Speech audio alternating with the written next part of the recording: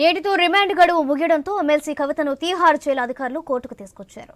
Remand పొడిగించాలని ED లాయర్లు కోర్టును కోరారు. అయితే కుటుంబ సభ్యులతో కవిత మాట్లాడేందుకు 2 నిమిషాల సమయం ఇవ్వాలని ఆమె లాయర్లకు కోరినట్లుగా తెలుస్తోంది. అప్లికేషన్ ఇవ్వాలని సూచించారు న్యాయమూర్తి. ఇదే కేసులో కవిత దాఖలు చేసిన మధ్యంతర బెయిల్ పిటిషన్ను కోర్టు నిన్న కొట్టేసింది. దీంతో రెగ్యులర్ బెయిల్ పిటిషన్ ఈ నెల 16కు విచారణ రానుంది.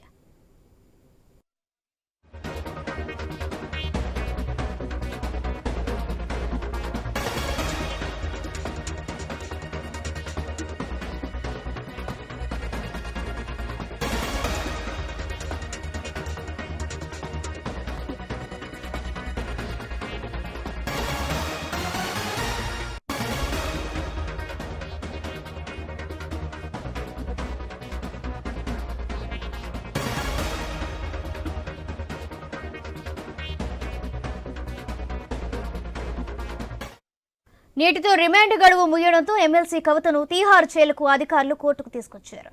రిమాండ్ పొడిగించాలని ఈడీ లాయర్లు కోర్టును కోరారు. అయితే కుటుంబ సభ్యులతో కవిత మాట్లాడేందుకు గాను 2 నిమిషాల సమయం ఇవ్వాలని ఆమె లాయర్లు కోర్టును కోరగా అప్లికేషన్ ఇవ్వాలని సూచించారు న్యాయమూర్తి. ఇదే కేసులో కవిత దాఖలు చేసిన మధ్యంతర బెయిల్ పిటిషన్ను కోర్టు నిన్న కొట్టివేసింది. దీంతో రెగ్యులర్ బెయిల్ పిటిషన్ ఈ నెల 16న విచారణకు రానుంది.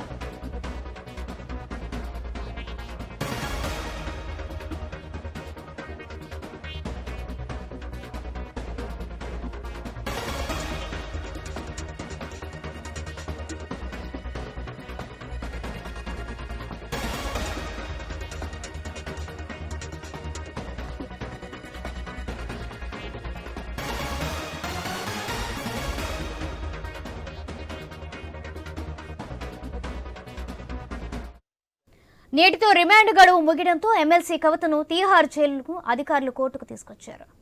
రిమాండ్ పొడిగించాలని ఈడీ లాయర్లను కోర్టును కోరగా అయితే కుటుంబ సభ్యులతో కవిత మాట్లాడేందుకు 2 నిమిషాల సమయం ఇవ్వాలని ఆమె లాయర్లు కోర్టును కోరగా అప్లికేషన్ ఇవ్వాలని సూచించారు న్యాయమూర్తి. ఇదే కేసులో కవిత దాఖలు చేసిన మధ్యంతర బెయిల్ పిటిషన్ను కోర్టు నిన్న కొట్టివేసింది. దీంతో రెగ్యులర్ బెయిల్ ఈ నెల 16కు విచారణకు రానుంది.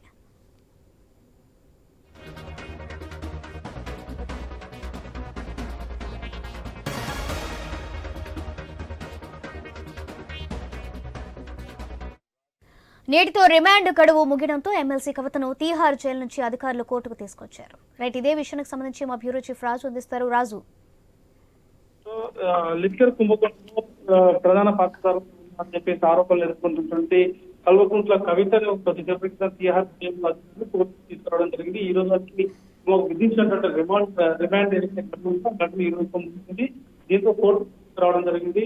ఈ రిమాండ్ పొడిగించాలని చెప్పేసి ఈడీ తరఫున లాయర్ కోరుతున్నప్పుడు కూడా కుటుంబ సభ్యులతో కవిత మాట్లాడేందుకు 2 నిమిషాల సమయం ఇవ్వాలని చెప్పి కవిత తరఫున పిటిషనర్లు కూడా లాయర్ విజ్ఞప్తి చేయడం జరిగింది. అప్లికేషన్ సంబంధించినటువంటి ప్రాసెస్ ఏదైతే ప్రాసెస్ పూర్తి చేయాలి. పూర్తి చేసిన తర్వాతనే దీనికి సంబంధించినటువంటి నిర్ణయం తీసుకుంటామని చెప్పేసి కూడా న్యాయమూర్తి చెప్పినట్టుగా తెలుస్తోంది. ఇదే కేసులో కవితకు సంబంధించినటువంటి మధ్యంతర బెయిల్ పిటిషన్ ఏదైతే ఉందో అది కొట్టివేయడం జరిగింది. దీంతో కవితకు ఇచ్చినటువంటి అంటే గడువు ఏదైతే ఉందో అది గడువు సందర్భంలో రిమాండ్ ఏదైతే విచారణ రాబోతా ఉంది. రెగ్యులర్ బెయిల్ పిటిషన్ సంబంధించిన అంశం ఇది 16వ తేదీ రాబోతా ఉంది. కాబట్టి ఎట్లా అంటే కవితకు సంబంధించినటువంటి అంశాలన్నీ కూడా కేసులకు సంబంధించినటువంటి అంశాలు ఇప్పుడు కేజ్రీవాల్ అరెస్ట్ అయిన తర్వాత కేసుకు మరింత బలం చేకూరడంతో ఇప్పట్లో కవితకు బెయిల్ వస్తుందా లేదనే అనుమానాలు కూడా బీఆర్ఎస్ పార్టీ నుంచి వ్యక్తమవుతా ఉన్నాయి.